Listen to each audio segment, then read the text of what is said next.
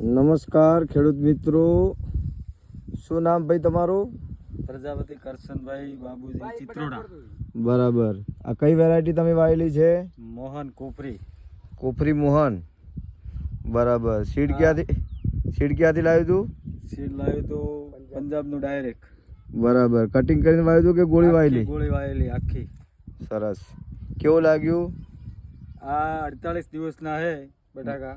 બરાબર. બની હજી કોઈ ખાતર બાતર ને ટ્રીટમેન્ટ આપી નથી.